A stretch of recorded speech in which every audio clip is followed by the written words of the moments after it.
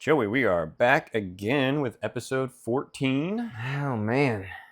It's been a good 13 weeks so far, and here we make 14. Right off the top, we need to address something from last week. Okay. Last week's episode, we were talking about cool things that were in the NCAA and collegiate and professional basketball, and we talked up this brand new thing, the LED glass floor. Yeah. One game is all it took for them to decide that sometimes the original is the best option, and just because you can do it doesn't mean you should. Yeah, that's a really expensive mistake. Yes, it is. I mean, shoot. And I think we all learned from Jurassic Park just because you should or you can doesn't mean you should. That's right, yes. So, of all the philosophies out there, we should heed Jurassic Park and, Dr. Malcolm. Yes.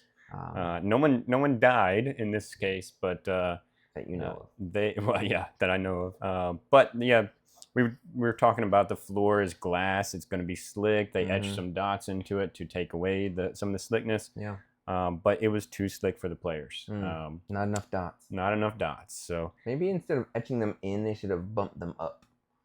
Yeah, like a raised glass of some kind. Like those little stick-on things you put in your shower tub. Yeah. So you don't slip when it gets wet. Yeah. So just rubber pads like the whole way. I don't know, but they whatever they thought they were doing, it didn't turn out the way that they wanted to. So I'm sad for them. I'd be remiss if we didn't mention that, especially because when we recorded that, it was like 3 days later was that game, and tough luck for that. But this week we're jumping topics. We're going to do something totally different. Before we do, you can tell us what we're drinking. Well, tell the topic first because that kind of tells why we're doing this. Okay, so the topic is going to be tech for booze and tech for parties. So we're going to be talking about like smart bar attendants and LED strips and party automations and that kind of thing. And so how does that relate to what we're going to be drinking? Well, so we're drinking a punch. Okay. Because when you're having a party, usually you're expecting a lot of people. Yeah. You want something that will satisfy the most amount without you having to slave over making drinks all the time. So, big batches, punch and bowls, things like that. We kind of talked about the jungle juice, and weeks prior with the ritual of everything. Parties are kind of ritualistic in a way. Yeah. Whether you're talking about toga parties or, bachelor parties or birthday parties, all those parties have some kind of ritual to them. Yeah, sure. Even a house party, right? So according to Sam Hunt, you move the furniture out of the way and then you dance. Yep. So with this, I actually remembered this recipe. We've used this for 10, 15 years maybe. And we make it up in big batches. I did it a little different here because we'll post the recipe, but when you make it in big batches, it's like a frozen like raspberry lemonade concentrate. Yeah. And then, it's vodka and it's beers. It's a raspberry beer punch, not to, bury the lead. But so I did this for a cocktail, and in doing so, I did just a little bit of vodka and some raspberry liqueur, sour mix to replicate the lemonade with a little bit of simple syrup. Yeah. And then beer. And when I do this, I typically go for like a light Mexican style lager, but really any light lager will be fine. You don't want anything. You don't want to use like an IPA or something that's going to bring a whole bunch of crazy flavor to it. And the point is to please the most amount of people, and not a lot of people. Well, there's plenty of IPA drinkers out there, but in general, you have a party. The bulk of the people that come probably aren't going to be IPA drinkers. Yeah, something lighter. Yeah, so something lighter that doesn't overpower the rest of the flavors in there. The vodka just kind of helps tipsy things up a little faster. Yeah. And then, all the fruit flavors. It's a really super great, refreshing drink for warm weather. And outside, it's like 85 today. Oh, so we didn't have to turn the fireplace on. It was great. Yeah, so I was like, we just need something that's a little bit more refreshing today. And the raspberry, it's super. It hit the spot, man. Yeah. I can imagine if you put the that spicy nacho beer that we tried before, that probably wouldn't work well in this. No, probably not. I mean, maybe. I'd probably go a little heavier on the lime, and it'd be almost like a spicy margarita. Yeah, there we go. Yeah. Like what was that movie, Fall Guy? Have you seen that with Ryan Gosling? Yes, yeah. Yeah. He's like, spicy margaritas. We'll make bad decisions. So I love that movie. No. Anyway, so yeah, spicy, not spicy. Raspberry beer punch. Yes, and it tastes pretty good. You can make it spicy if you have a jalapeno beer. Habanero. Yep. I don't remember. Nacho bait, by Country Boy. Yeah. So, yes. And then you can make bad decisions. Yeah, lots of the heartburn you would get from having one of those in a big punch bowl, I think, would be enough of a bad decision. Yeah, but you could, especially the Mexican lager, if you're doing like a big taco party. Yeah. Yeah, why not? Cinco de Mayo's coming up. Mm-hmm. Swap out the beer for a spicier, just add jalapenos in it. You know, you can make like a jalapeno simple syrup. Mm-hmm. That'd be a great way to do that. So add a little spice, and then you're not doing too much simple. You know, so it would give maybe just a little bit of a kick. Yeah. So yeah, ways to play. Yeah. Ways to play. Okay. Well, now that we have learned about ways to play, we'll learn about ways to party. Yeah. Or to make drinks while you're partying. I've got lots of pictures that I'll be showing on the screen and stuff that I'll show you, but some of this is very similar. Like one item is very similar to another item. Mm-hmm. We've talked a little bit about smart homes. We've talked about kind of like tools you need in your bar, that kind of thing. Yeah. We're going to be talking about some tools that you could have in your bar, not necessarily in your bar, but in your home bar, somebody's home bar. Not in my bar. Yeah. And then I think what we'll also talk about is maybe reasons why you wouldn't use them. Mm-hmm. And I think it's going to be worth mentioning some of those things, and we'll dive into that after I've kind of talked through a few of them. But the very first one on the list is the automatic cocktail mixers. Yeah. In fact, familiar with these. Just a couple of weeks after I started coming here last year, there was a guy who came up to me, and we were talking at the bar and having we were talking at the bar out on the patio, and he mentioned that he had one of these and that he really enjoys it. But it's the Bartesian. Yep. There's a couple different flavors of the Bartesian, no pun intended, but there's a premium and premium plus, a premium pro, or whatever they are. But basically, you have a like a Keurig that you put a pod in with different kinds of drinks. They're all pre-mixed, and then you have a spirit container on either side. Like I think they have a duet, and it's 2 of them, and I think the premium is 4. But basically, you can put vodka on one side, you can put your bourbon on the other side, you can put tequila or something on the other side. So we actually had one of these. Yeah. And my brother-in-law got it for us for Christmas, and they're not cheap. They're I mean, it was a really nice gift. And it came with the sampler pack and all that. And I was playing with it, and I was enjoying it.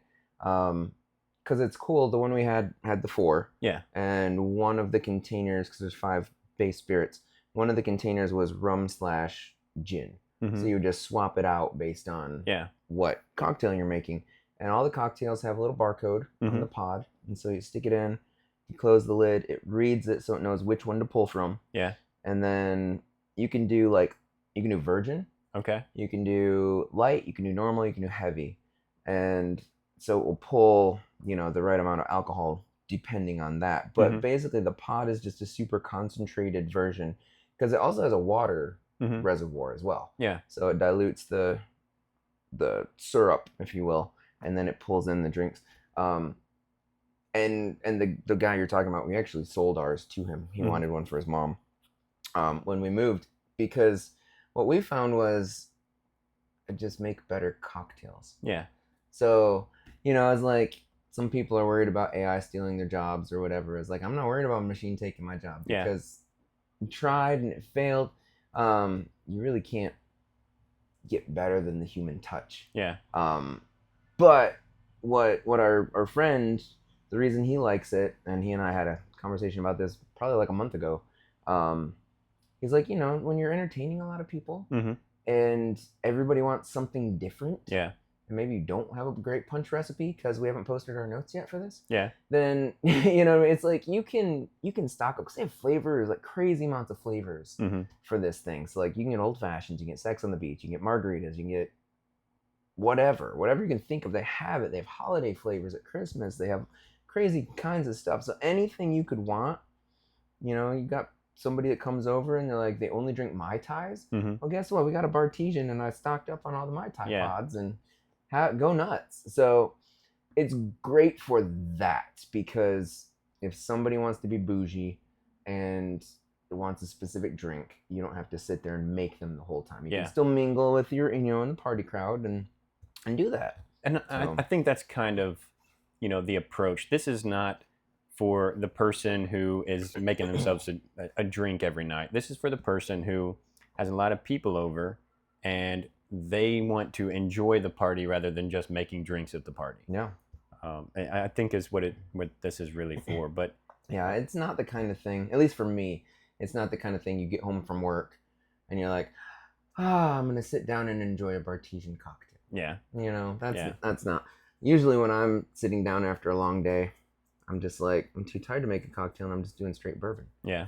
So. That's true, yeah. It's like, I'm just going to hit extra heavy on that Bartesian and not even put a pot in. Yeah. So these things, they're like $400 on Amazon right now. Yeah. They have an auto rinse after each cycle, but they're not the only ones. I mean, Bartesian is one name in the game. Yeah. You also have Barsis. One. Yeah, they're really big. Barsis 360 is very similar. It can mix a drink later in 10 to 30 seconds. Okay. But it has an app. You can pair it with hundreds of recipes on the app. Okay. It's got customization. You can actually say, hey, these are the ingredients I have in the app. Okay. And it will then give you a recipe that you can use in this Barsis. So that's pretty cool. Okay. It can up in the game. It can keep spirits and mixers cold for up to 8 hours.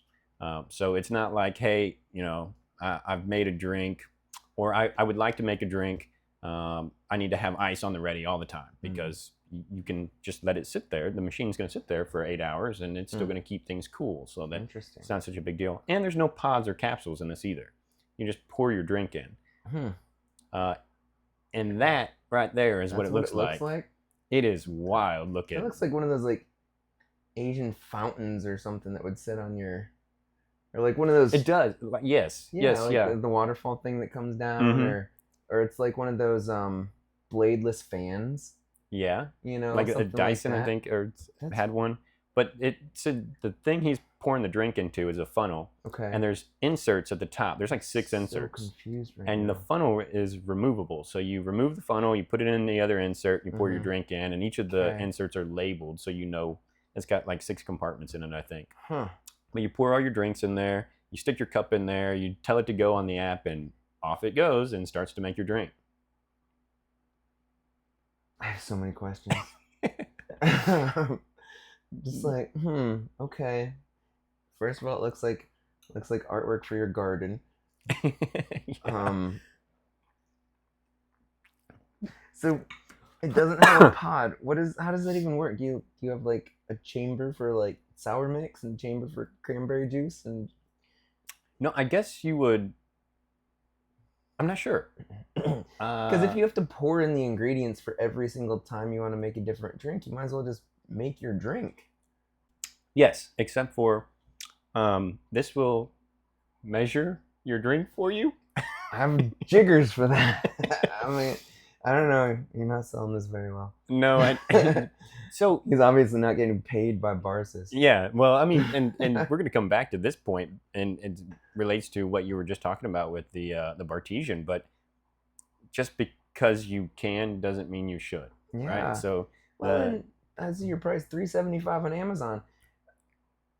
Yeah, well, okay. I'll hold my comments till the end. So actually, there's several different ones. Bartesian has like 3 of these things. Barsis has one, but Black & Decker has one. Okay. And I didn't put any information on it, but Black & Decker has one that you can put your drinks in and your spirits in and all that kind of stuff. But it doesn't require power. It has like rechargeable batteries. But a hamster on a wheel? That almost looks like it could have a hamster on a wheel inside this thing. I'm not convinced it doesn't. But the Black & Decker has a rechargeable battery in it, so that means you can take it away from the counter to go put it somewhere else, you know, if you're taking it out on a boat or, you know, whatever, your back patio. That feels awkward. But, I mean, whatever. Set it by the pool without an extension cord. I mean, it just feels like, what, you're going to go in the middle of the woods and camp and bring your cocktail maker? I'm just imagining trying to carry one of these things around. Right. Like, give me a flask. Yes. And how good is it at not leaking if you're jostling it around on like a boat? Yeah, You know? that's a good question. So. We need to have Black & Decker and Barsis and Bartesian just send us samples of their equipment. We need to demo these in person. Yes. And put them through all the tests. Yeah. We'll put one on horseback and see how it holds up. Just jostling on. Yeah. Going down trails in the LBL, making weird margaritas. Spicy margaritas. We're going truly wireless by taking it out on a horse trail. Right. So going away from regular, you know, cocktail makers and mixed drinks, Margaritaville has a frozen concoction mixer. Of course they do. It's basically for making margaritas. Yeah, margaritas. You know, in slushy kind of stuff. It's got an ice reservoir. It shaves ice instead of crushing and pulverizing it. Okay. It also has a manual shave option. It comes with a shot glass and all kinds of recipes and stuff. But essentially, it is. That's weird though, because if you're gonna like make a pitcher of frozen margaritas, what do you need a shot glass for? You know, I just want for margaritas. Yeah. Oh, you're gonna probably put a whole bottle of tequila in there. Yeah, it's probably. That's a blender. Basically, it's a blender, but for mixed drink blender. Yeah, that's all that is. So, all right, it's an expensive blender. Yes, that was its own ice. Not that expensive. It's only $150 on Amazon. So you can buy a blender at Walmart for like 25. Yeah, just get a bag of ice and throw it in there, and it's gonna chop up your ice. So going away from the pour your drink for you cocktail makers, but still keeping the same idea for making drinks. There's something called Perfect Drink by the company. It's called Perfect. Okay. It is basically a scale. They're not full of themselves. Yeah, not at all. Hey, we're perfect. No hubris, no ego. Yeah. But it's basically a food scale. Okay. And it comes with a metal shaker, or it comes with a glass. And a shot glass. An actual glass. But you put your glass on the scale, or you put your shaker on the scale. Okay. Then you open up the app for the Perfect app, and you select your recipe that you want. Okay. It is then going to give you you select the drink you want. It's going to give you the recipe, and you're going to say, okay, I now have this beverage, or this mixer, or this liquor. I'm going to put the liquor in first. You know, however the drink is supposed to be made. Sure. You put the liquor in, and it tells you when to stop. It dings at you when you've got the perfect amount of weight in there. Okay. And then... Which only works if you're pouring really slowly. Yes. I mean, you're not just going to like... Yeah. It would not work at an actual bar setting, because in an actual bar setting, you're moving too fast. Yeah, I mean, the girls here sling drinks way too fast for this to work. But if you're at home, you pour slow, you get the ding, and then you move on to your next ingredient. Sure. But what happens if you pour too much? So you're only supposed to do 1.5 ounces. You do 1.75 ounces. Well, the application on your phone or tablet will automatically readjust the recipe. Okay. So that you put the next ingredients in to match the amount of liquor or the amount of other ingredients you've put in there. Nice. If you want to make 2 at a time or something. Well, there's a quantity scroll. Okay. Or a serving scroll. So you can say, oh, I don't want to do 2 servings. I want to do like 6 servings because you got multiple people here. So you just up the scroll. It's a rough day. Yeah. I think it's for a party. Yeah. So you're trying to make several drinks. So you up that scroll. It gives you the ingredients list and adjust it accordingly. Okay. Then if it's in a shaker, when it's ready for you to shake, it then will time. The moment you take the shaker off the scale, it will set a timer for you to shake, so you know exactly how long you need to shake based on the amount of ingredients and the kind of drink you put in there. Yeah. Once it dings, you pop the cap, pour it in your glass with a strainer, and you're ready to go. Okay. What's the price on this guy? This guy is about $100 on Amazon. Okay. There's actually 2 of them. There's one that has a digital output on the scale, and then one that doesn't. So there is a, you might want to go for the more expensive one. You know what this one looks like to me? What's that? You're going to show these pictures on the screen, right? Yeah. This looks like Skylanders. Okay. Did you ever play Skylanders? I did not, but I've seen some pictures and stuff. They've got they have the portal that plugs into your like Nintendo or whatever, and you put the little figures on it. Yeah. Puts them into the video game. It's like, I'm going to play a video game with a green cocktail, apparently. And you put the cocktail on there, it's like, bling, it's there. But it goes right into your liver instead. It's like, oh. You don't have to drink to get drunk. No, not at all. You can't even taste it. The fun part's gone. So, yeah. So that I think is pretty neat. Again, it takes away the feel, like someone who's done bartending for quite a bit, or someone who's made drinks at home. This one. Well, I think it's nice because you don't have to always carry a jigger around. Yeah. Now you just pour until the weight's there. Jigger who? Yeah. Jigger what? And so I think I like this one. I think more than I like the ideas of the other ones that just make the drinks for you. This one, you're still putting in the art of making the drink, and you can put whatever ingredients you have, kind of like some of the Barsis and other ones. You take the ingredients you have in your kitchen, you stick it in there, it'll find the drinks that you can make. Yeah. No, I dig this. I see the point of this one. Like I would actually recommend this for somebody who's, with the home bar kind of thing. Like you don't have a lot of bar, drink making experience. This takes that guesswork out. It makes things super easy. It keeps you from messing it up. I think that one's pretty cool. Okay. Well, good. Because now we're going to go to a totally different direction. Okay. And I have an opinion on not an opinion. I have a guess on where I think your mind is going to go. Okay. On the next two things that we're talking about. One of which we briefly mentioned before, but we're gonna go away from making the drink and now about doing something else with the drink, and that is cooling it. Snorting it? Okay. I don't know what else you can do with not drinking a drink. No, so it'd be cool to have a cooled can. Like, I don't know, there's a couple weeks ago we said that, I think. Yeah. But Smoke Pub actually just released an electric cooling glass. Okay. So it's got it sits like on a spinning disc basically that cools it. Okay. The Smoke Pub. And stirs it at the same time because it's spinning? Yeah, well, I guess if you wanted to spin it, you could. But it looks like this guy. And it glows. It has 10 different light modes, but it's got rapid cooling, so it can cool your drink. In the dark. Yeah. I know some people who need this. What party are you throwing? We're having a rave. That's the you go to those parties and you see that there's like just disco, not even disco balls, but other kinds of neon lights just everywhere. Yeah. Or you're going to the planetarium maybe. Oh yeah, we need to do that. But it'll cool your drink in 30 seconds. Okay. But it's also compatible with another product of theirs that they've had for a little bit longer than this one. And this is the one I think that I know how you're going to react. But it is the Smoke Pub Electric Smoker Set. You have the glass. You take, you've got your wood smoker set, and you put your chips and stuff in it, and then you smoke it with a torch. This does it without the torch, and you uses electronics basically to smoke instead of using the torch. It's like one of those lighters, like USB lighters that just has little prongs that just sends a little spark across, and you can light your candles with it. Have you seen those?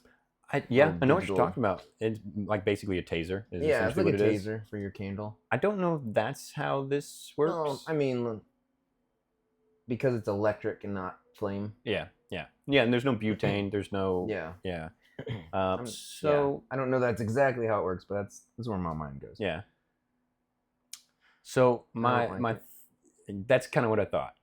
I don't like it. It's like there's no point.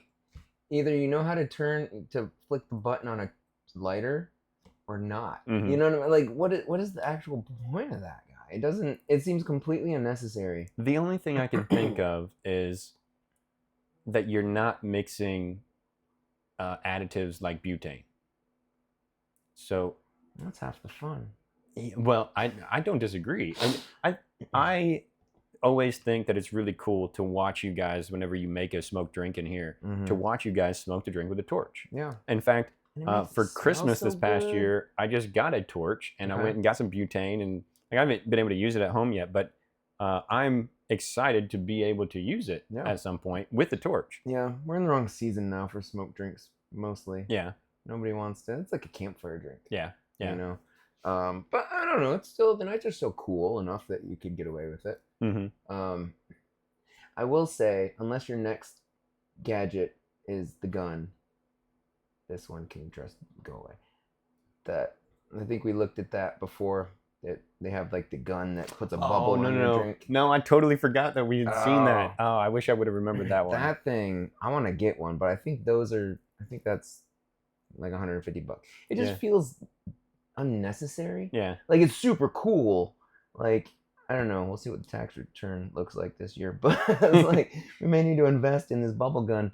Get my wife to sign off on it. It was a smoked bubble, wasn't it? And you put the gun on it. It made a bubble, and I'll find a picture of this too. But that thing was cool. Puts a bubble in the glass, and then it pops and it smokes it out. Yep. The bubble just kind of like, you put it here, and it'll just create this bubble over top, and then the bubble's full of smoke, and then I think somehow it goes down into the glass or something. But it's not only does it look cool. Actually, that's all. I've never actually played with one, so I don't know. It looks cool. That's what we got. If you make bubble smoking cocktail guns, send us one, and we'll do an honest review. Live on camera for sure. We'll do an unboxing. Live on recorded camera. We'll do all the things. It'll be wonderful, and we'll tell everybody how great you are, even if we'll be honest. Well, our people deserve honesty. Like $50 on Smoke Pub, and I think it was $50 for the cooler too. The cooler is fine, especially if you're in a warm room and you want to keep it cold. And you, for some reason, don't have an ice maker. Yeah. Oh, speaking but also, if keep your ice from melting too fast, maybe. Yeah. So, maybe. I like the way that it glows. $50 feels like a lot. It feels like something that you would get in Sky Mall. Yeah. When they used to have Sky Mall. The smoker thing is stupid. You can get a thing and a lighter for $20. Yeah. And that's weird. Yeah. All right, we got smart ice makers. Yeah, so if you can't keep it cool with your electric cooler, right, just put some ice in it. Yep. If you want to put some ice in it, the original way God intended drinks to be cold. Yeah. Well, it's okay. Yeah, the way that God intended it was for ice, because ice is naturally cold. But for whatever reason, humans have decided that we also need that little bit of water from the ice melting to hydrate yourself. Yeah. For whatever reason, humans have decided we needed to scientifically enhance things to perfection. Like ice? Yes, ice is one of those things. Is this also made by Perfect? No. Okay. There's several different brands. The first one is Ecozy. That's too expensive. Yeah, $370 on Amazon for this guy. I haven't even seen what it looks like. That's too much. It's an ice ball maker using crystal flux technology. It makes 2.4-inch crystal clear spheres. That's amazing. You can go on Amazon and get a mold that makes balls for $3, $4. Yeah, you can get a couple for $10. But this thing, in 45 minutes, makes 3 spheres. I guess that's good. It's gonna take a little longer for ice to freeze, but water to freeze. And just because they can, it's got a direct water line connection. Or it's got a almost half-gallon tank. It can do 96 spheres in a day. Yeah. You can only store 45 in it at once. So after half a day, you got to take that thing out. How drunk do you need to be to use 96 spheres in a day? Well, it's about parties. You got lots of people there. Yeah, but man. So this is what it looks like. All right. It looks like it's holding your Pokeballs. Yeah. It looks like a party. Okay. So there's another one. I might be a little jealous, honestly. For people who have one of those? Yeah. That's a lot of money, though. And how long does it let? We bought an under-counter ice maker, and it made ice, and it was great. It had 2 trays. It was like little nugget, like Sonic ice. Yeah. It was cool. It was great. But the stupid thing didn't get cold enough internally to keep the ice in there indefinitely. Yeah, yeah. And what's the point of that? Yeah, it all it's just like melted, and then it remade ice, mhm. and then it melted, and then it remade it. I'm like, just be a freezer Yeah, inside yeah. and keep the ice, and only make it when I need more. So It's not a hard concept. there's a couple of these that and all of them are this way. They're only insulated to a certain point, so you know they can't keep them frozen forever. Man, that thing looks small. I mean, I don't know. Is that to scale? Sitting next to a glass? I don't think you Yeah, can hold. probably not. It's probably an AI generated glass next to the thing. Yeah. But That's it's so it can store 45 in it at one point. Yeah. And even though it makes 96 in a day, so halfway through your day you got to empty the thing out. Right. And go put it, I guess, in another freezer. And have, depending on how big that thing. If it's gonna hold 45, I mean, you're talking not quite a baseball, a little bit, maybe like a racquetball. Yeah. 45 of those. That's got to be pretty sizable. Mm-hmm. You didn't have the dimensions on there, but yeah, I mean, that's got to take up a lot of space on your counter. Some of these are cool. They're all really expensive so far, minus the smoke pub things. Yeah, the smoke pubs or whatever. The other guy, the one I actually got, like, is $100. That's not bad. Yeah. You could save your birthday money for that. But all these are not only expensive, they're big. Mm-hmm. The Bartesian is, it's got a hefty footprint. It's probably at least as big. No, it's bigger. Yeah. It's going to be bigger than a record sitting on your counter. Mm-hmm. So it's going to take and it's probably this tall, and you have to have more space because the thing lifts up to put the pods in. So, I mean, you're not talking about stuff that you can easily store away under your thing. So no.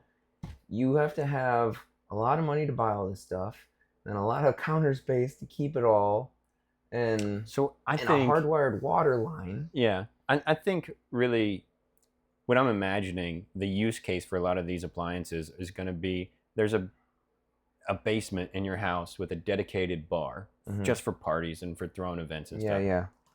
And it has a dedicated space to be there all the time. That's kind of what I'm... 2.4, okay. Yeah, that's kind of what I'm imagining in my mind, these being applicable. For me, in my house, I don't have that currently. Yeah. Not that I won't have that when I finally get my basement done. But I in my kitchen, I would not have room for this. Yeah, no. It's definitely not a kitchen thing. But yeah, if you have a dedicated bar space... It's probably the room right next to your theater. Yeah, right. We had a little butler's pantry in our house, and it was probably only like this wide though, and we had enough space to put that Bartesian thing, which just fit under the upper cabinets, and then I think we had like a little tray that had a nice glass bottle that held my bourbon, and some glasses, and that was enough on the counter to not make it feel overcrowded. Right. Yeah, the ice maker and the Bartesian. I don't know. It still just feels like a lot. It'd be a lot of counter space for sure. So I had to look at that picture because it says 2.4 inches. I'm guessing the ice spheres are 2.4 inches. Yeah. I wasn't sure if it said 24 inches. I was like, is that thing only 24 inches? No, that'd be very small. Yeah, I'm like, that's no wonder they're 2.4 inch spheres. Yeah. They're also really small spheres. They're not like a normal ice sphere you would get in a mold. Yeah. So it might be a shot glass it's sitting there. Yes. Well, 2.4. No, that's probably a rocks glass. I don't have a ruler handy. Well, you mentioned nugget ice. Yeah. So let's go into the nugget ice maker. GE has one. It's the Profile Opal 2.0 nugget ice maker. It has a side tank. Okay. 1.6 pounds. GE's nice. Yes. Especially the Profile stuff. 1.6 pounds produced in an hour, 38 pounds per day. Okay. Holds 3 pounds at a time. So again, you got to empty your tank out quite often, right? Or make lots of drinks very quickly. But this guy has Wi-Fi with a Smart HQ app. It has scheduling, voice control with Alexa and Google. So you can say, hey, nugget ice maker, make me some ice. And that way it can be prepping or doing some scheduling or something. Or you may have it scheduled. If you get home at 5:35 every single day, at 5:30 it may start making ice. Or 5:25 it may start making ice. Okay. So that would be kind of an interesting use case. Yeah. This guy is $419 That's though, a lot. which is It's pretty GE though. expensive. GE Profile's expensive stuff, but it's That's quality. true. But again, My an wife ice would buy mold on it. Amazon, $10. I know. And most refrigerators these days have ice makers built in. Yeah. Why do you need something else? And that is probably, I can only see a small picture there. It looks countertop, but it looks big. It looks tall. It's not very wide, but it has a water tank.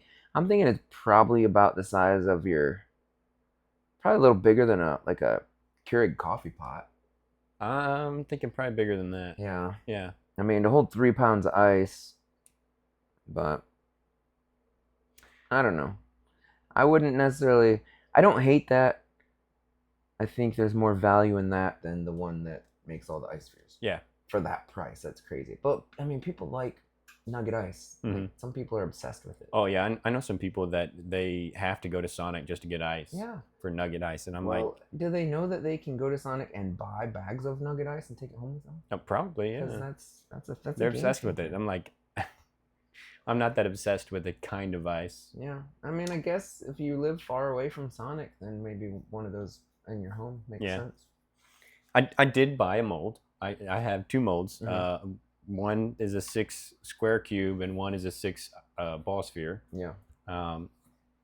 They're nice. It's nice to have a molded ice cube that I put in the glass, and it actually, as fast as I drink my drinks, it lasts for 2 drinks. There you go. But sometimes the ice mold is the best way.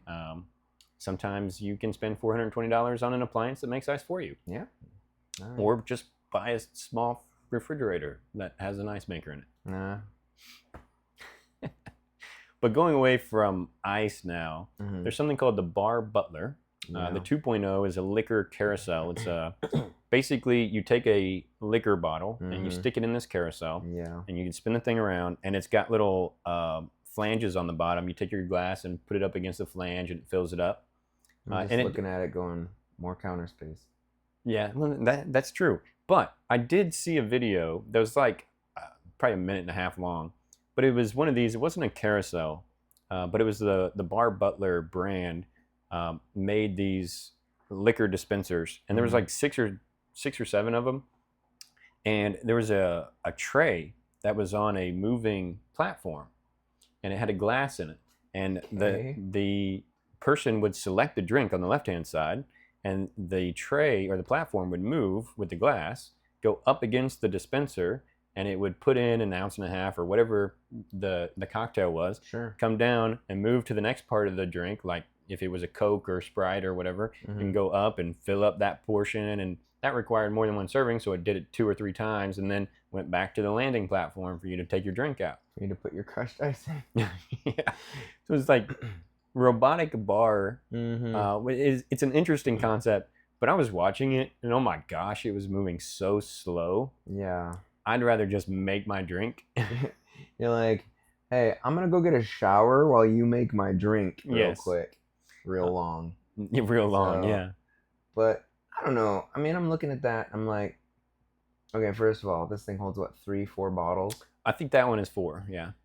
And I mean, the only way a conveyor belt thing like that makes sense is if you're just a diehard like Long Island tea drinker, right? And you need all those things along the conveyor belt. Something like this doesn't really make sense, especially, I mean, if it's automated, fine. This one doesn't look automated. So no, yeah, this one would be manual. This one would be like, what, you have 4 bourbons on this carousel. You're only going to drink 1 at a time. So just pick up a damn bottle. You know what I mean? It's like, all right, this is, what is that? I'm trying to think. There's a brand, Sharper Image. This is like a Sharper Image thing that you would find in like... It's in the catalog, like a magazine. Yeah, and it's probably on clearance at Marshall's right now. So, you know, just go to Marshall's and see what they have. Well, at Walmart, you can buy this guy, the wall-mounted version. It's not the carousel, but it's wall-mounted. It's $74. That's a lot for... I mean, I guess if you have, like, if you sprain your wrist and you can't pick up a bottle, then maybe. But, I don't know. I don't buy it. I don't think, to me, like, as someone, I like to pour the glass in. I'm still going to go back to, if you want a perfect pour every time, just get that scale thing. You know who would use these? Who's that? The people that buy those like gumball machine things for their cereal. Oh, and yeah. you turn the dial and cereal falls into your bowl. Where you just want like a yeah, some sense of novelty, I guess. Yeah. Yeah. I'm gonna get cereal, crank 4 or 5 of them, and then I'm gonna go over and put bourbon in there, and then I'm gonna eat my cereal. Bourbon in my cereal. Yeah, breakfast of champions. Maybe it's bourbon cream.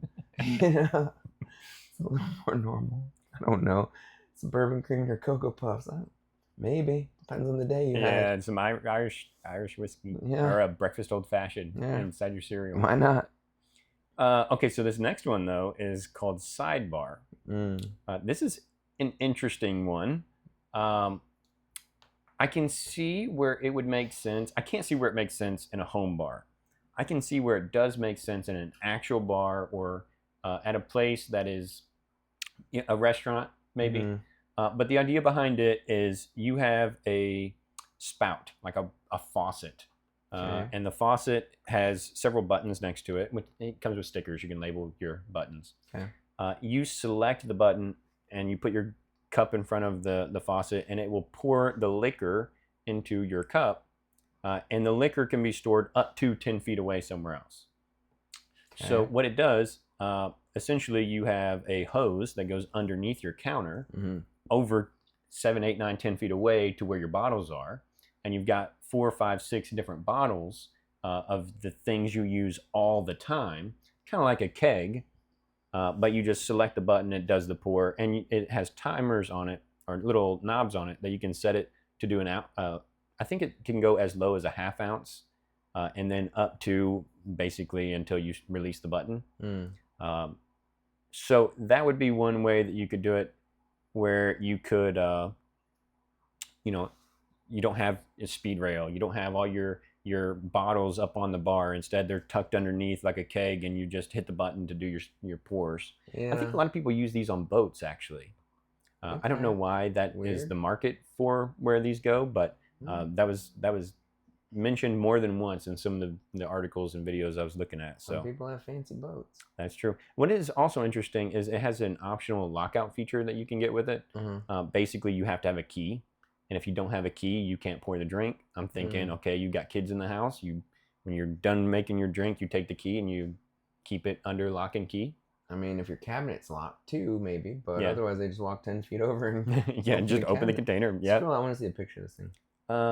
That's what one of the versions looks like. Interesting.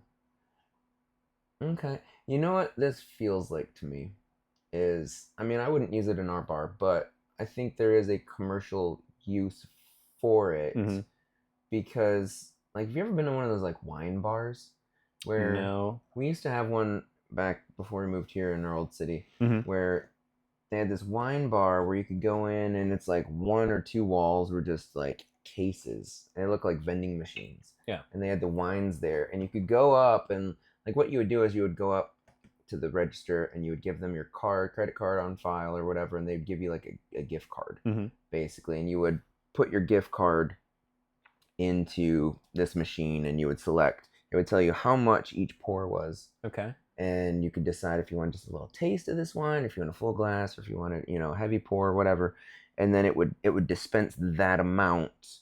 So it feels kind of like a wine bar thing, like maybe like a distillery, if you were on like a self-guided distillery tour and you wanted to just sample some of the different things they offered.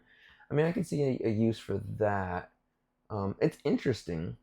Yeah, it's expensive, but I mean, it would be expensive for something like that, like $500 almost. Yeah, $480 on the sidebarbeverage.com. So, I think it has a use case. I don't know that it ever has a use case in my home bar, but it's got a use case for sure. Yeah. I don't know. I might have to think about that one, just for fun. Yeah. Okay. Well, you mentioned wine. So let's talk about Plum. Okay. Plum, well, we're going to come back to the company Plum in just a second, but there is a new product coming probably sometime later on this year. you can take a 750 milliliter bottle of wine Mm-hmm. and stick it inside this device, and it will keep your wine fresh for 90 days. It uses argon gas to pressurize it, and so you keep your oxygen out and all that kind of stuff. Yeah, but then you have to replace your argon gas. Where do you even buy argon? Oh, I have no idea. You'd I'd have to get Google cartridges like that would go in a airsoft gun, but with argon. Yeah. Yeah. Like CO2 cartridge tank. Yeah. But this guy is, you can pre-order this machine right now. $999.99. Yeah, I saw that. You're paying $1,000 to be a quitter, basically. A wine bottle is 4 glasses. Yeah. Ish. You're telling me you can't drink 4 glasses in a week? Yeah. You know, if you're drinking a white wine, you cork it, you put it in the fridge, it's gonna last you 3 to 5 days easily. Mm-hmm. If you're drinking 1 glass a night, which no wine drinker I know only drinks 1 glass a day. Mm-hmm. So, you know, I mean, yeah, you're paying $1,000 to be a quitter, and then you have to also buy little argon. Presumably, they're little. Yeah, I don't know. Hard pass. The one thing I can think is if you bought a really expensive bottle of wine, and it was like super crazy expensive, like because if you've got $1,000 to spend on this, you just have money to throw away. I mean, yeah, I guess. And you sampled it one time, and you have another event you might sample it for within the next 90 days. Yeah, I mean that's a very specific use case. Yes, is it worth $1,000 to me to have that use case? No.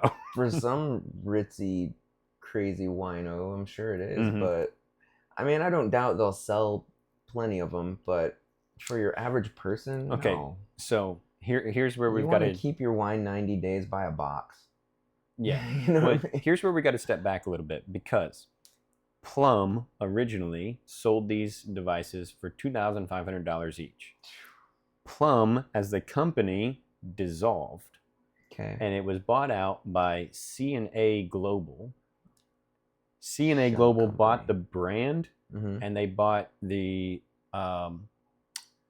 technology, but didn't get any inventory.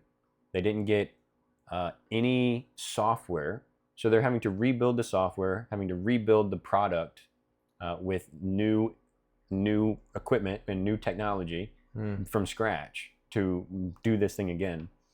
So anything that Plum sold prior to this year, the new Plum can't even support. So if you have a $2,500 device and it breaks down on you, there's no warranty on that. There's no equipment, no hardware, no inventory. So it makes me wonder, as nifty as the idea is to keep your wine fresh for 90 days, was it such a bad idea that it didn't work and the original company, the original Plum, just had to dissolve? No, that's like a red flag. Yeah, I mean, it makes me question. Yeah. A little bit suspicious. I'm gonna spend half the price to get something that didn't work the first time. Yeah. Yeah, something like this, I don't think it pays to be an early adopter. Maybe this is like a Kickstarter, you know, kind of thing. And I mean, maybe. Yeah. You get there's some pretty cool and unique things on Kickstarter, and I look at a lot of stuff on Kickstarter. Like, I'd rather scroll Kickstarter than like Instagram. Yeah. Yeah. And I look at stuff, I'm like, hey, that's pretty neat. But I don't need it, and I keep going. Yeah. You know, I'm like, somebody will like it. Somebody will like this. But yeah. For $1,000, shoot. Well, that's my smart cocktail makers and such. Oh, good, because I've been out of a drink for a while now. We got to replenish. So we're going to come back in just a second. Now, all that being said, if you have seen any of these items that we've shown pictures and talked about and all that, and you're like, hey, you guys are dogging on this for no good reason, here is the use case where you might really love to do this, or you've got just a fantastic idea or fantastic example of something similar, or even this exact model, and you've just had fantastic luck out of it and you love it. Tell us why. Yeah. Prove us wrong. Just because we're sitting here and doing all the talking doesn't mean that we have to do all the talking. You guys can talk too. Let us know. I'm cynical by nature. Doesn't mean I'm right. Yeah. So, but I mean, I did, just to circle back to the Bartesian and the automatic cocktail makers and stuff, I was waiting to the end. I didn't want to just dog everything out right. The thing that made, apart from, you know, I mean, for the average person, like, why would I buy a Bartesian, that kind of thing. Yeah. If you see a use case where it makes sense in your specific space, just know the pods are expensive. Yeah. And I've seen them in certain liquor stores, but I'm not going to see them around here in liquor stores. Not in small towns. You go to like Total Wine or like a big chain liquor store, they may carry it. But when we had it, or at least when we were looking to buy pods for it, we could only get them on Bartesian's website. So they're inconvenient. They may be on Amazon now. I haven't looked in a couple years. If they're on Amazon, you could probably do a subscribe and save. It might make sense in that. Still gonna probably be expensive. I think it worked out to be like, I don't know, $4 to $6 a pod. Oh wow. Or something. I may be misremembering that. But, you know, the most expensive thing in your cocktail should not be the mixer. Yeah. You know what I mean? No, it should be the actual liquor. Yeah, for sure. I mean, you could buy, if you get a pod for a screwdriver and it's orange juice and vodka, you can buy a whole bottle of orange juice for $4. Yeah. You don't need one pod. That's crazy. So, you know, you can just buyer beware as far as the expense that comes with the Bartesian, because you are paying at least $30 per base spirit. Yeah. You know, you don't really want to go high end. You know, you're not going to be spending $60, $80 on a bottle of like Grey Goose to put in, you know, in this pre-mixed in a drink. Screwdriver. Yeah. You know, so I mean, some people they only drink Grey Goose, but if you're gonna drink Grey Goose, it's probably more like vodka soda. Yeah. Where you can taste the vodka a little bit more. But if you're doing like serious cocktails and mixed drinks, you're probably just gonna go with something $20, $30 Tito's range. Tito's isn't even good, and you know, so you're spending $400 in a machine. You got 5 spirits at $30. It's $150 just to fill the machine to make it usable, and then you have all these pods you have to buy, which are going to be another like $30 for a pack of like 5 or 6 pods. Yeah, and you're like, that's a really expensive investment for something that, you know, unless you're really having a lot of family get-togethers, unless you're really having a lot of summer parties. I mean, maybe you just have an awesome outdoor patio space and people are over all the time, you're in the neighborhood hangout, and in that case it may make a lot of sense. Yeah, but I think for your average person, most of those don't make a lot of sense. Yeah, so that's my soapbox rant. Yeah, I think I agree with you. I mean, the one I'm going to go back to it is the scale, perfect drink scale. No, I think that one's great. I think that is one that I could see myself getting just for the you know, ease of use and being able to weigh it out, and the fact that if you accidentally pour too much, okay, great, that's fine. Let's readjust the recipe automatically. Absolutely. You know, I haven't worked behind a bar. I've only sat in front of one. So for me, that may be one of those things that would help tutor me as I'm, you know, trying to learn to make drinks at home. Maybe that's a really good way to start. No, I dig that one a lot too, because I mean,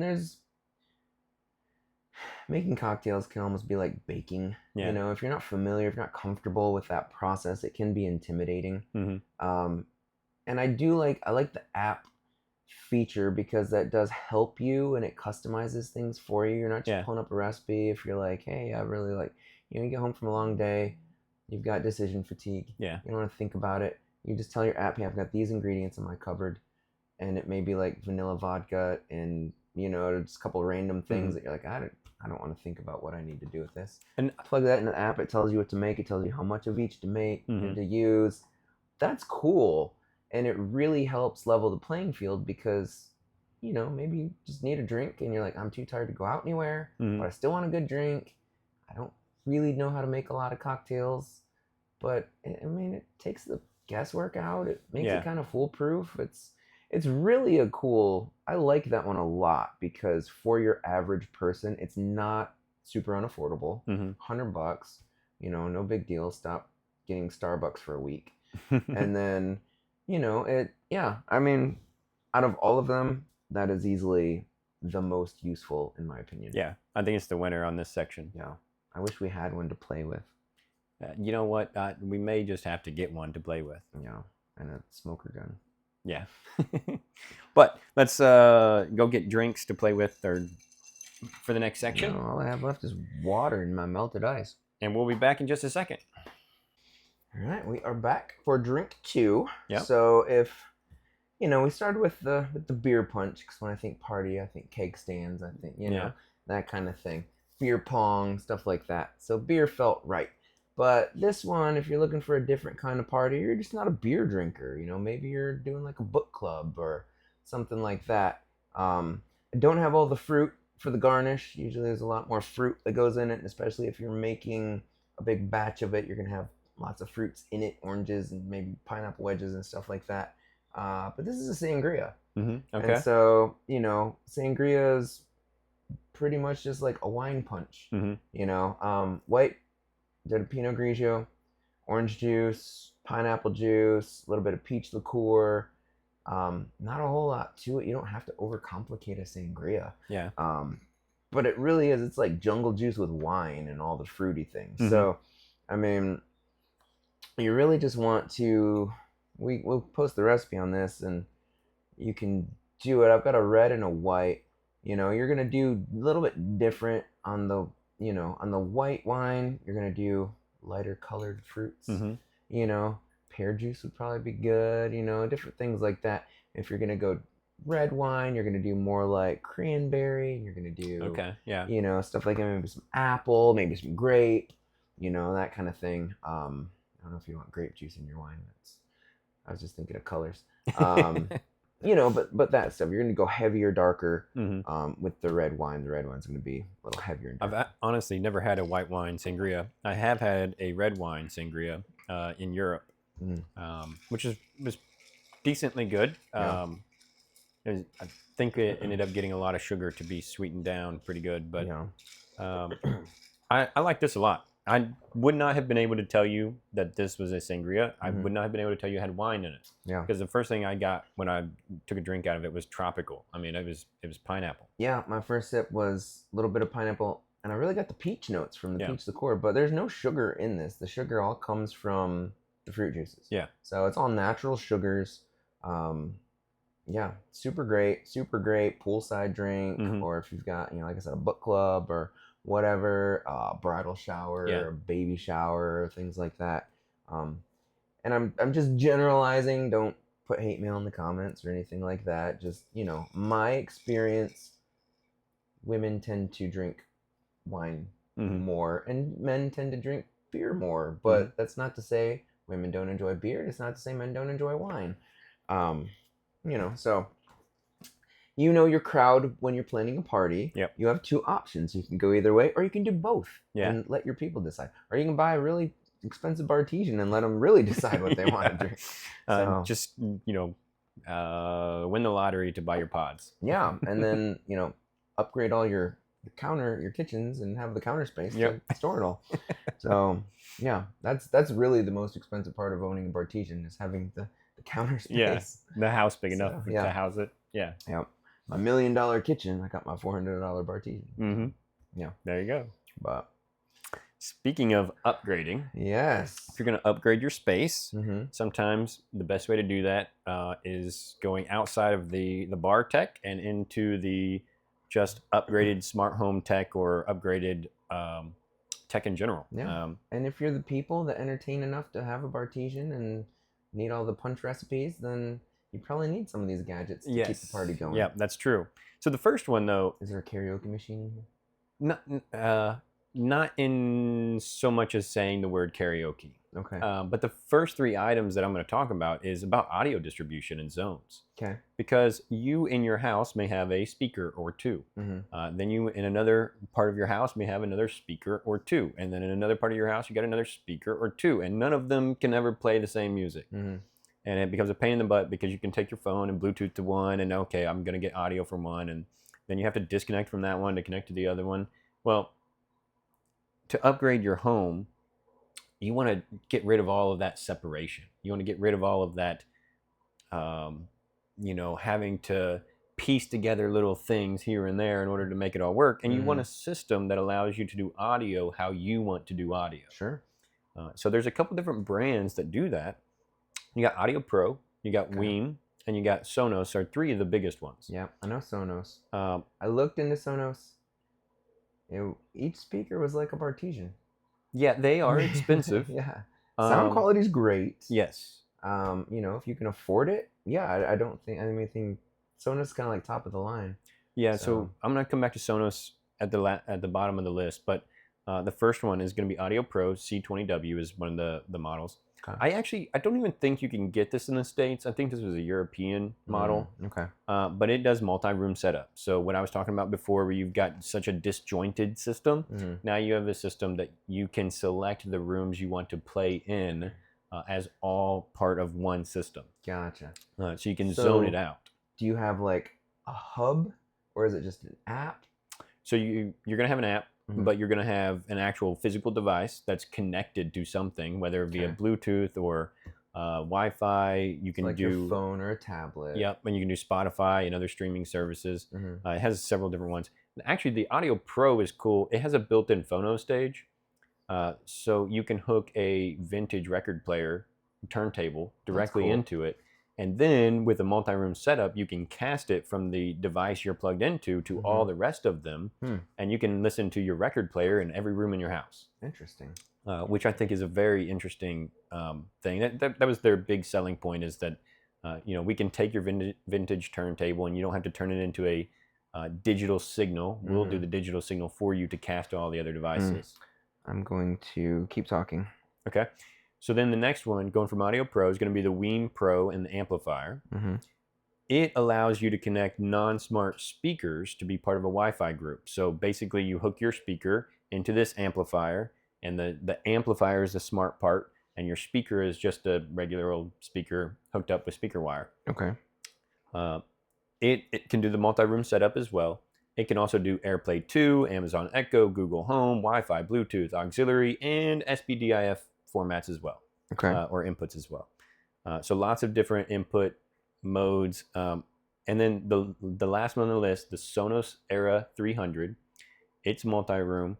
But to go back to your point about it being expensive, one of the reasons why it's so expensive, it has something called TruePlay technology. Okay. It has its own microphone in it. And what happens is you set this thing up, you turn it on, you pull open the app, and you do whatever you got to do in the app. It will then put out sound in your room, no matter where you have placed it in the room, and the sound will bounce back to it in the microphone.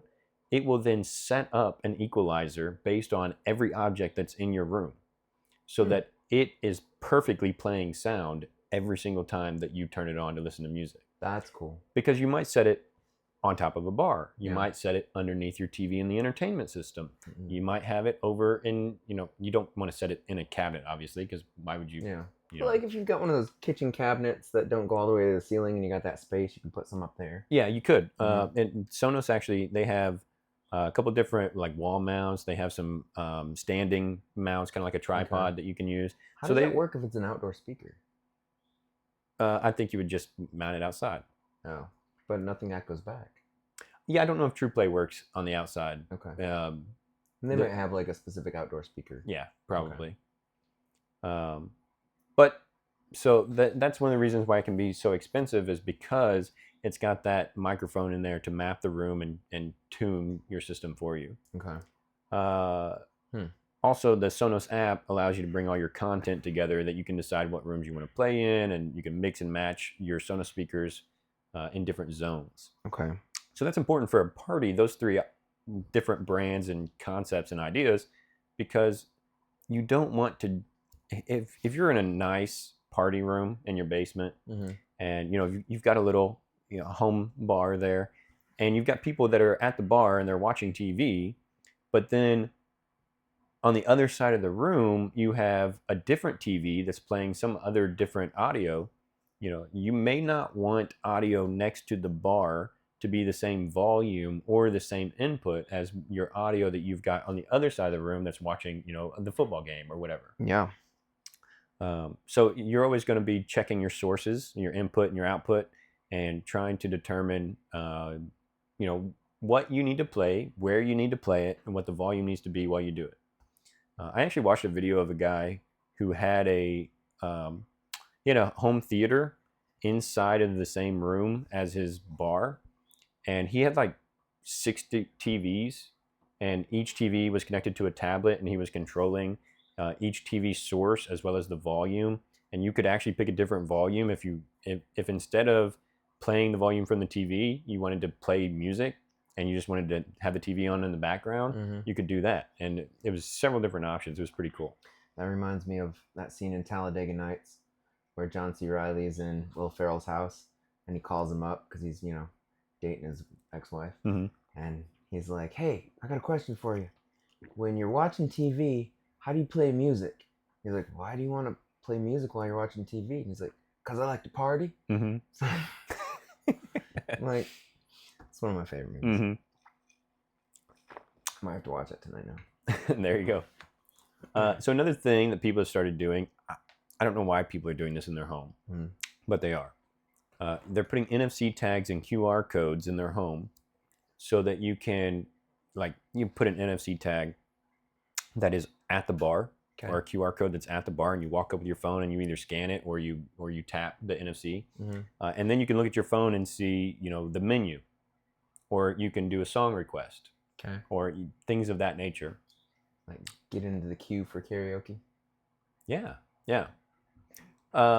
They also, if you're really getting crazy with it and you have one of those smart cocktail makers that we were talking about before, or one that you have found a way to automate, you can have a bunch of NFC tags or QR codes on your bar, and a person could walk up to their phone and tap it, and that would trigger the smart home or smart cocktail maker to make your drink for you. Really slow conveyor belt. It's like going up a hill on a roller coaster. Yeah. Oh man. God, there are certain things in this world that drive me insane, and watching things happen slowly is one of them. Yeah. All right. Finish your. I don't want to distract you from your NFC tags, but I didn't realize we moved on from speakers. No. Go ahead. So, the Sonos, just looking, and I just did a quick Google search. So if I'm wrong, I'm wrong. Let us know. But it looks like, if you want one speaker from Sonos, it's about $200. It looked like it was $199. Then I clicked on it and it said $219. So maybe clickbait. And then, but I got a spot, and you made me think of it because you said record player. So I've got a turntable, and usually I hook it up to like an audio receiver. Yeah. I got a big Sony box or whatever. But in the space we're at right now, it's smaller. I don't have the whole thing, but my turntable doesn't have external speakers. So what I found was on Amazon, it's $250, and it comes with this little receiver box.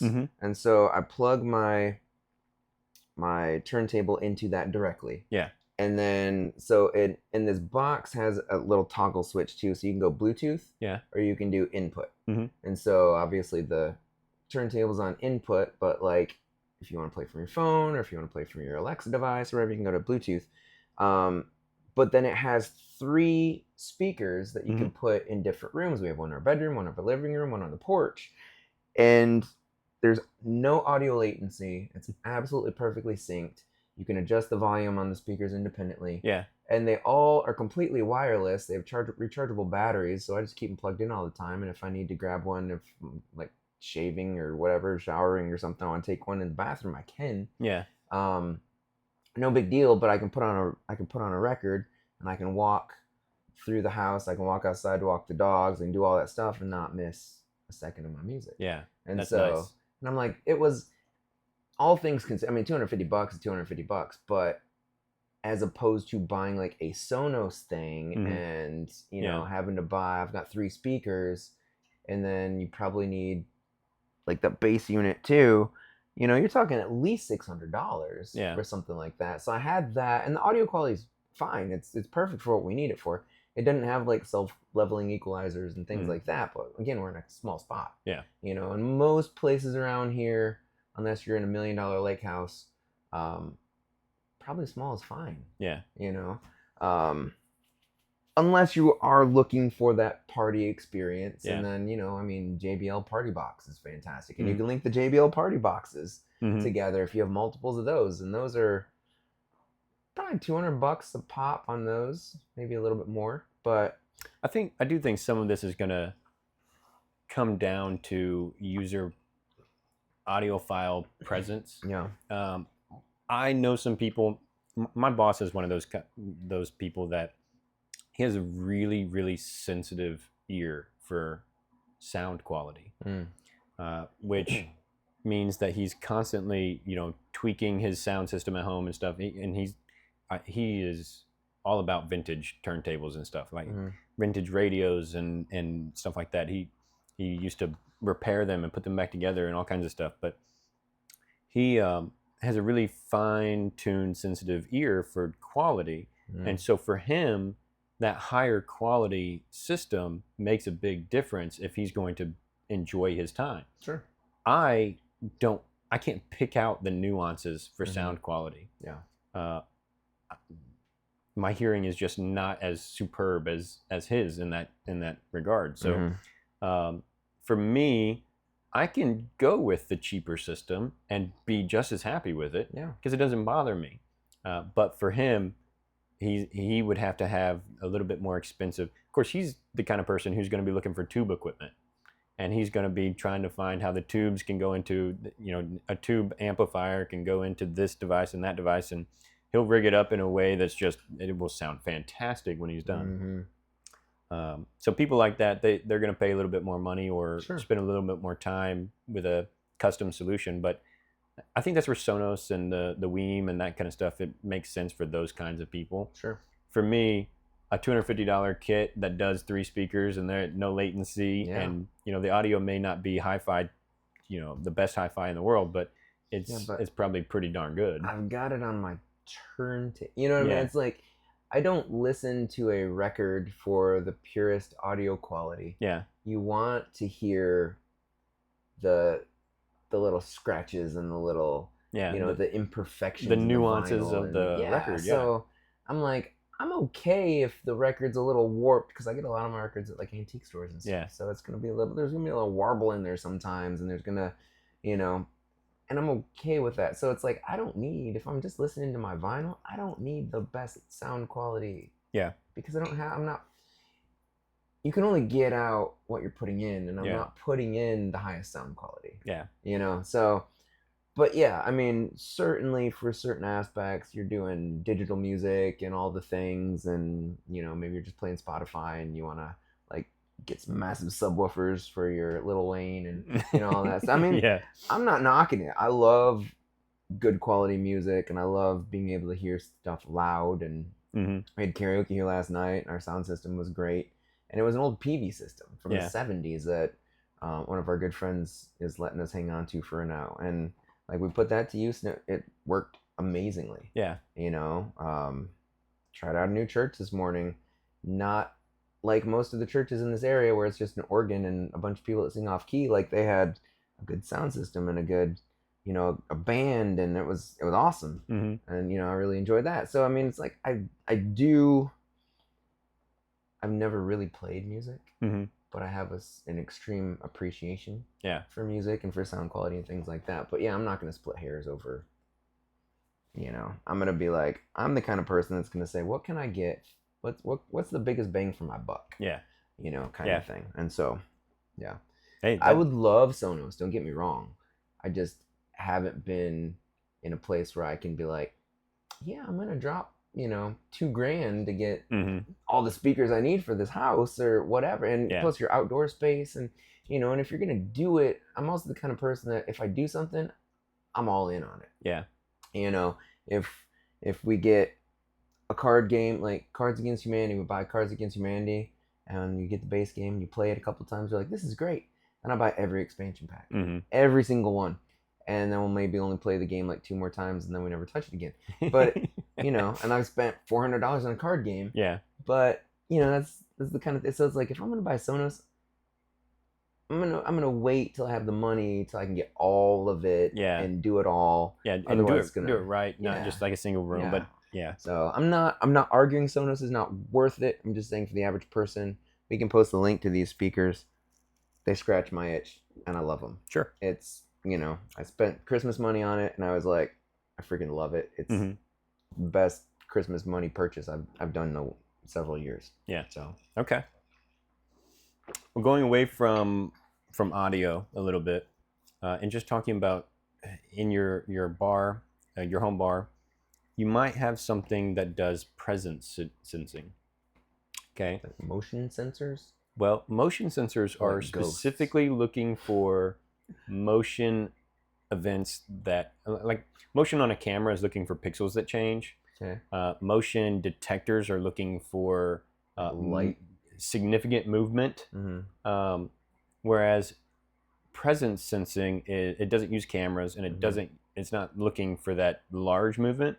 They're using millimeter wave, which is looking for extremely subtle movement. Like you can be sitting in a spot, not moving, and it's going to know you're there because of your breathing.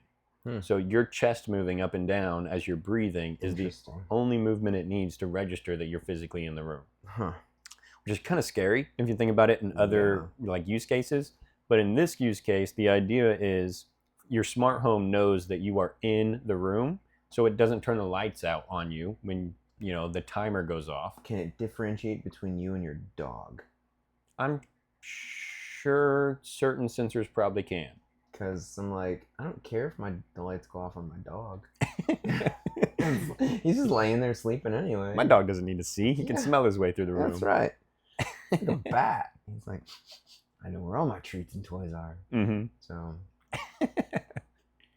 But speaking of, turning lights on and off, there are what we call WLED controllers, LED controllers. There's a $5 one called the ESP32. It's a controller that you use to make LEDs sync to the beat of the music. Nice. So kind of gives you a club vibe in your home bar or your basement or your living room or wherever. But you've probably seen like you go to Christmas light shows and they're playing loud music through some sound system outside. And the entire time they're doing that, the lights are blinking in different patterns and stuff. A lot of that is programmable, but you use a controller like this in order to program some of that so that you can keep that beat or you can keep the rhythm and whatever with your lights to your music. Every light bulb or every plug? Well, I think actually, no, the controller itself is going to control everything. So you get a single controller that $5. That's it. Yeah. You can do your whole house in dancing Christmas lights. Well, I think probably at that point you're going to buy specialized Christmas lights and things like that. So I mean, it's going to be expensive lights. Yeah. But that is one use case that you can do with LED strips and things of that nature inside your home. Okay. Another thing that we've talked about before, but I'm going to bring it up because it's important. And I'm a networking guy. I like networking. When you're making Wi-Fi setups in your home, make one for your guest. Okay. Because your guests do not need to be on the same network as where you use your computer and your phone to access your banking stuff. It doesn't matter how much you like your guest and how much you trust them. I don't trust people that I love and trust to make right decisions all the time. So just because I trust them as a person doesn't mean I trust that everything they've ever done on their phone that they brought in and connected to my network is totally, top of the line. Yeah. So maybe downloading illegal movies without a VPN. Yeah, they might be torrenting. Yeah, who knows? So my point is make a guest network. But while you're there making a guest network, there are certain brands of networking equipment that allows you to create a guest portal. Okay. Unify is one of them. That's a brand that we use a lot. You can actually customize the portal to be whatever you want. So I made one just for this podcast in one of our Unify systems. And is this kind of like in a hotel when you pull up the thing and you have to put in your room number? And you're redirected to and different stuff. Exactly. Yes. Okay. So I'm curious how that works. In this case, with the Unify system, you can do your welcome text. So you could say, hey, these are the drinks we're serving tonight, or these are the movies that we're looking at choosing from. So you, as you're signing into the account to get on the guest Wi-Fi, you can get knowledge that the host doesn't have to share with every single person who's there. So if there's 50 people at this crazy house party, all 50 people can get the same message every time they sign into the Wi-Fi. Okay. I dig this. This has some commercial application for a bar. Yes. So is that program Unify, is that expensive? It's it floats in both realms. It can be expensive, it can be inexpensive. Actually, I know a lot of people in the internet space who use Unify for their home systems because it's just really stinking easy to use. Okay. Doing stuff like this is one of the things that at some point I want you and I to look at doing for here, because I think I think it's important. Okay. And we'll dive into that a little bit deeper on our own. But I'm gonna at some point we'll show people how to make one of these because it's so easy, and just the Unify system is so easy to use for the most part. If you're looking for basic stuff, there's some other stuff that's a lot more complicated and complex, but for the most part, stuff like this, the guest portals, the Wi-Fi names, that kind of thing, that they're easy to handle. So, and last but not least, everybody, we talked about speakers. Everybody loves music, but not everybody loves to have one person who's controlling the aux cord. Sure. So you can actually crowdsource your playlist by having different applications. It's kind of cool. Music League, Vox Vote, those are a couple. Spotify is another one. But you can actually do live voting on the applications for what song needs to go into the queue. Spotify is nice because it does a song request, but you go to a party, you got 30 people at the same party. They're taking pictures all the time, and every time they're taking a picture, you got to send them a text 3 days later. Hey, send me that picture that you took with me and blah, blah, blah, and all that kind of thing. Yeah. Well, in Spotify, you can actually do photo sharing with a QR code. So anybody who's there, who's taking pictures, if they wanted to share it to the group, they could share it to the group with that application. And now, hey, everybody's got the picture of you and blah, blah, blah. Right. And which, as I said that, I realized there could be some negative consequences to that kind of thing. But I think the positive is still cool. Yeah, exactly. But the positive side of that is, hey, now we can share our photos with everyone. You don't have to send it in a text to a group chat with 50 people and annoy all the 50 people. Sure. And not everybody has, Apple devices to AirDrop. Yeah, exactly. So I think this is a good use case for that, is at parties and stuff like that. Photify? I guess Photify. It might be. I said Photify. It may be Photify. That makes a lot more sense if you're sharing photos. Yeah, but it's also a song request, so it could be whatever. Yeah. Spotify, Photify. It looked like Fortify, but without the R. Yeah. So, okay. That's interesting. I wonder how that plays in a commercial setting. Like, I like that automated jukebox kind of thing. I think that's cool. But, I don't know. It might not play in a commercial because you have to have, commercial licensing for different music to be able to, do that kind of thing. But I do like the jukebox angle. I think that's fun. Well, maybe worth us looking into it to see if any of these are commercially branded, but I imagine you got to pay some fee to have the commercial licensing and that kind of thing. Yeah. But if it pairs with other apps, I don't know. Well, probably not. I don't know how that would work. Anyway, we're going off on a tangent these people don't care about. Well, that's kind of what I got on this for today. That would make a cool house party, though. Making your lights blink and making people vote on the playlist and different things like that. It eliminates the, that one D-bag in the corner is like, who's the DJ tonight, man? This sucks. Yeah. So, play some Tom Petty.